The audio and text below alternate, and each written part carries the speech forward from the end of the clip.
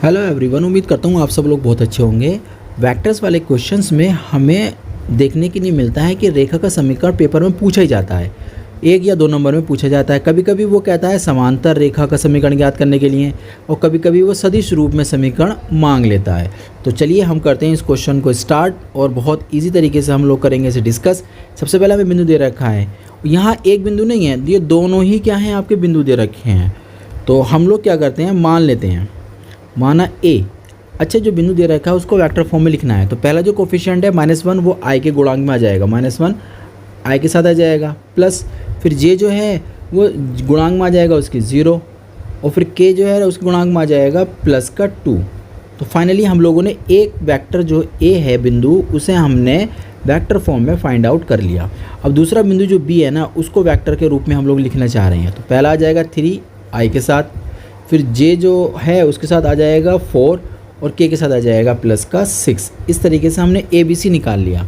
देखिए याद रखिएगा, अगर हमसे वो समांतर रेखा का पूछता है ना पेपर में, तो हम लोग निकालते थे वेक्टर को इस तरीके से लिखते थे ना, a + λb टाइप करके।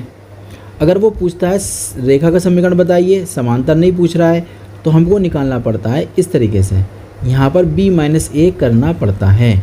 ठीक है, बस इतना सा फ़र्क है। तो यहाँ पर हमसे पूछा जा रहा है रेखा का समीकरण, वो भी सदिश रूप में। तो चलिए स्टार्ट करते हैं। रेखा का सदिश समीकरण, तो इसमें से यूज़ करेंगे हम ये वाला, समांतर के लिए यूज़ करना पड़ता है हमें ये। तो r बराबर हो जाएगा vector a + lambda b - a। r बराबर हो जाएगा a एक बिंदु, यानी कि जो हमारे पास था -i और +2j, ये तो हो गया a, प्लस लैम्डा। b की वैल्यू पुट कर देते हैं, b की वैल्यू 3i + 4j और +6k। -a करना है, तो a की जगह जब माइनस लगाएंगे तो i तो माइनस में था, वो बन जाएगा +i, और जो k था वो था प्लस वाले कोफिशिएंट के साथ, तो हो जाएगा -2k।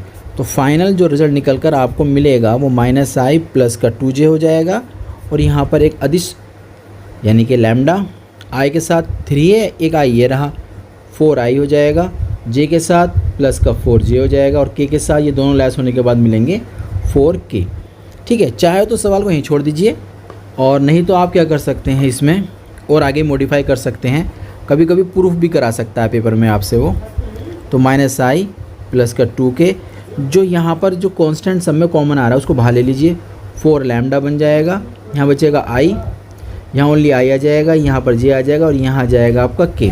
अब होता क्या है कि 4 भी एक अदिश राशि है और लैम्डा भी एक अदिश राशि है, ये दोनों मिलकर एक नया अदिश राशि हमें यहाँ दे देंगे।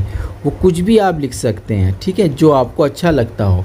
जैसे यहाँ पर t भी आप लिख सकते हैं, या कुछ और n m या म्यू कुछ भी लिख सकते हैं। तो उम्मीद करता हूँ ये क्वेश्चन आपकी समझ में आ गया होगा। हम लोग मिलते हैं एक नए क्वेश्चन के साथ।